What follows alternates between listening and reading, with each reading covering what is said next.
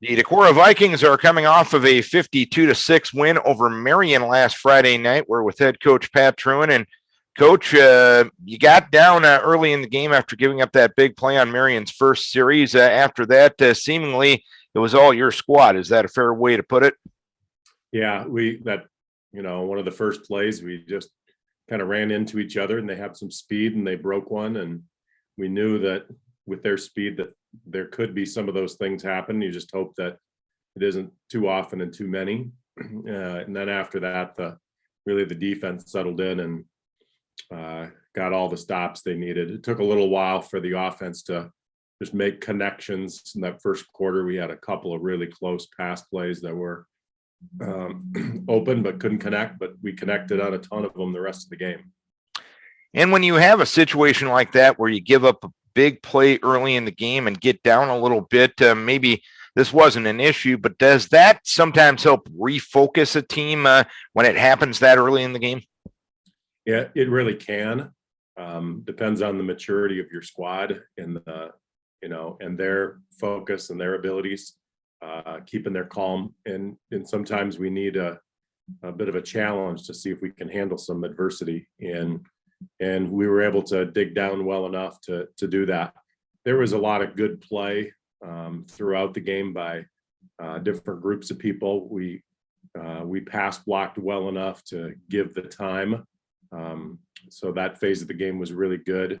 Then we made some connections, and we also needed to figure out, what kind of coverages are they going to do against us? Because each of the last couple of weeks, we got a different look thrown at us than we'd seen on film. And sometimes it takes a little bit to pick up what the other team is going to do to you.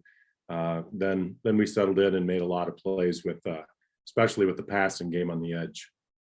And you mentioned that passing game, Keenan throwing for 260 yards and 4 scores, and a couple of receivers stepping up big.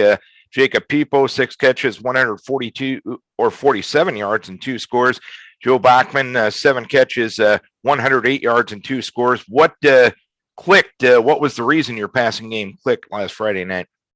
Well, they wanted to cover up the run inside, and then they also they were going to take away the passing game on the other side. We had made connections the previous week to the tight end a lot, and we'd also been able to run the ball effectively. And they said, we've got enough speed on the outside and we can go cover these pretty much 2-on-2.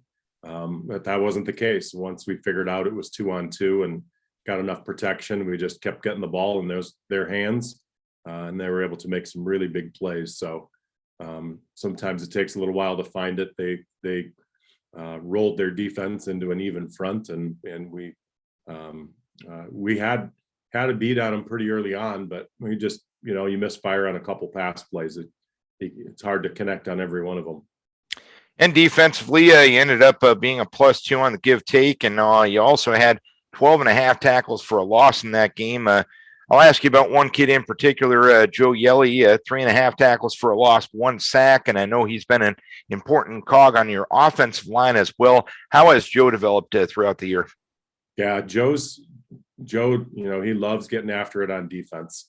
He's really, he's got some good speed in him, and the other teams have a choice. You can either run at one end, or you can run at the other end. And Joe and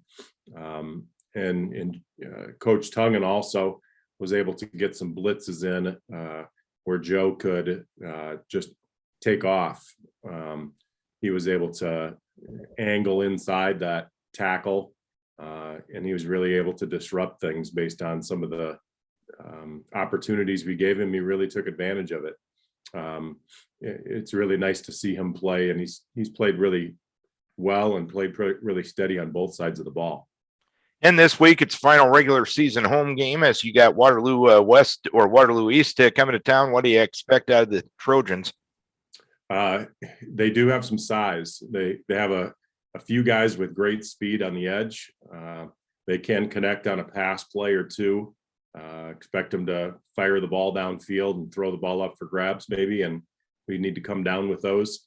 And then they've got a running back who's a 3-year starter and he's really big and really strong. And every year we try to tackle him up by the shoulder pads, and every year we bounce off of him, and hopefully we'll learn.